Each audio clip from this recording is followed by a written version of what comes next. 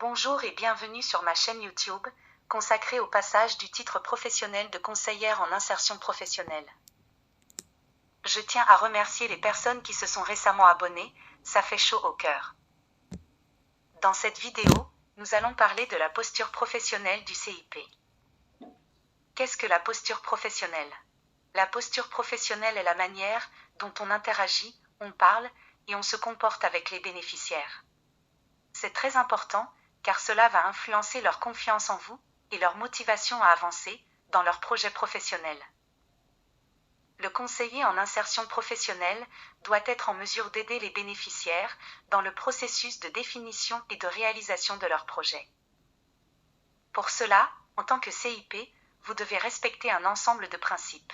La confidentialité, vous ne devez en aucun cas divulguer les informations personnelles des bénéficiaires sans leurs accords. Vous devez respecter l'impartialité, vous ne devez pas porter de jugement personnel sur le projet professionnel des bénéficiaires. Restez toujours neutre et objectif. Ne les traitez pas différemment, évitez les préjugés et les stéréotypes. Toujours montrer du respect et de l'attention. Vous devez faire preuve d'écoute active. Écoutez attentivement tout ce que vous disent les bénéficiaires, sans les interrompre. Posez des questions pour clarifier ce qu'ils vous disent, montrez que vous vous intéressez vraiment à leur parcours et à leurs difficultés.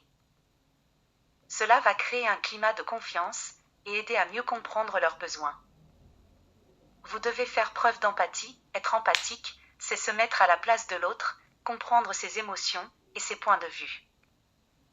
Vous ne devez pas tout accepter ou tout approuver, mais l'empathie permet de montrer que vous êtes là pour aider et soutenir, sans juger.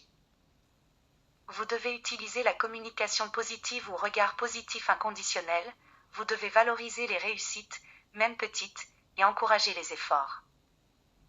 Parlez aux bénéficiaires de manière claire et simple. Évitez les termes trop techniques qu'ils ne pourraient pas comprendre. Vous devez respecter l'initiative, vous devez préserver le libre choix des bénéficiaires et en aucun cas leur imposer votre stratégie et votre manière de faire les choses. Vous devez faire attention à votre posture corporelle, la posture physique parle aussi. Tenez-vous droit, regardez les personnes dans les yeux et évitez de croiser les bras. Ça peut donner l'impression que vous êtes fermé. Montrez que vous êtes ouvert et prêt à travailler avec la personne. Faites preuve d'adaptabilité, soyez adaptable. Chaque personne est unique et a des besoins différents. Adaptez la manière de faire et de parler en fonction des bénéficiaires. Plus vous serez flexible, plus vous pourrez répondre efficacement à leurs attentes. Surtout, soyez authentique, ou en termes plus techniques, faites preuve de congruence. Adoptez un comportement qui reflète ce que vous souhaitez véritablement exprimer. Voilà ce qui pouvait être dit sur la posture du CIP. J'espère que la vidéo vous a plu.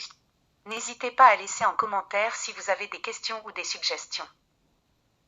N'oubliez pas de vous abonner. À bientôt.